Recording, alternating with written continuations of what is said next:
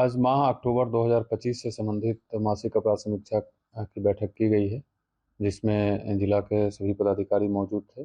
इस मासिक अपराध समीक्षा बैठक में माह अक्टूबर में जितने कांड प्रतिवेदित हुए हैं, जो भी घटनाएं घटी है, उसका उद्भेदन हुआ कि नहीं, उद्भेदन हुआ तो क्या हुआ, उसमें अग्रतर कार्रवाई क्या है, उद्भेदन अगर नहीं हुआ है तो क्यों नहीं हुआ, पूरे माह में कितने केस प्रतिवेदित हुए, उसके अनुपात में कितने कांडों का निष्पादन किया गया, वारंट कुर्की का कितना का निष्पादन किया गया, ये तमाम बिंदुओं पर सभी पदाधिकारियों के साथ बैठक की गई है।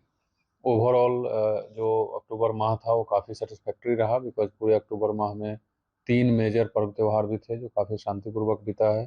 पुलिस की परफॉर्मेंस अक्टूबर माह में काफ़ी संतोषजनक रही है।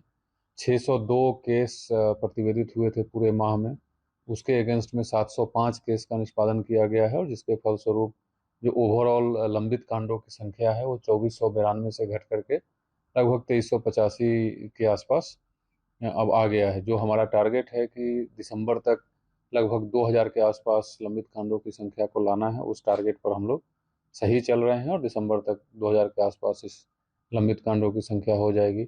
इसके अलावा पूरे अक्टूबर में कोई मेजर घटनाएं नहीं हुई है, कोई रंगदारी से संबंधित या उस एक्सटॉर्शन से संबंधित कोई मेजर घटनाएं नहीं हुई है, लेकिन हमारा जो रिजल्ट है, जो उपलब्धि है, वो काफ़ी अच्छी है।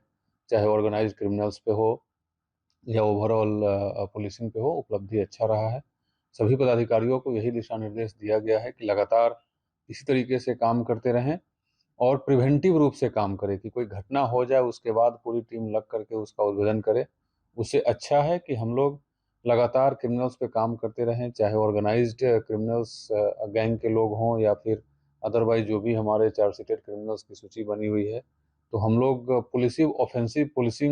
पुलिस ऑफेंसिव होकर के काम करें, ताकि कोई घटना ही नहीं हम लोग होने दें, और लगातार इस पे हम लोग काम कर रहे हैं। अभी 2 दिन पहले एक लूट की घटना हुई है, उसकी भी समीक्षा की गई है। हालांकि वो अब नवंबर में प्रतिवेदित हुआ है, नवंबर की घटना है, और चूंकि एक संगीन अपराध है तो उसकी भी समीक्षा संबंधित थाना प्रभारी और डीएसपी और सिटी एसपी हमारे साथ मौजूद थे, उनके साथ किया गया है। उस पर भी टीम को दिशा निर्देश दिया गया है ताकि उस घटना का उद्भेदन जल्द से जल्द किया जा सके। उसमें सर कुछ चिन्हित हुआ है जैसा कि पता चल रहा था? वो हम लोग बहुत जल्द से जल्द उद्भेदन कर लेंगे उसका। बाकी जो पुलिस की प्रोग्रेस है डे टू डे, वो बताना सही नहीं है। हम लोग जब पूर्ण रूप से घटना का उद्भेदन कर लेंगे तो जरूर आपको बुला करके बताएंगे। सर दिल्ली तक बम धमाका और अभी क्या विशेष दिशा निर्देश चल रहा है कुछ? पूरे जिला में कल ही जनरल अलर्ट जारी कर दिया गया है। जो पुलिस की गतिविधि होती है उसको तेज कर दी गई है। हर एक वैसे जगह जहां लोगों का आना जाना होता है या लोग वहाँ ठहरते हैं, होटल हो, लॉज हो, रैन बसेरा हो, उस पर निगरानी रखना है। टाइम टू टाइम समय बदल बदल के उस पर छापेमारी करके अगर कोई संदिग्ध रुका हुआ है तो उसकी पहचान करनी है। हमने ट्रैफिक डीएसपी साहब को निर्देश दिया है कि शहर के किसी भी चौक चौराहे या किसी भी सड़क पर वैसे वाहन जो महीनों से, बहुत दिनों से वहाँ पड़े हुए हैं, उसकी तहकीकात करके जो भी आवश्यक कार्रवाई है वो करे। उसको वहाँ से हटवाना हो, फाइन करना हो, एफआईआर करनी हो, जो भी विधि सम्मत कार्रवाई है वो करके वहाँ से हटवाया जाए।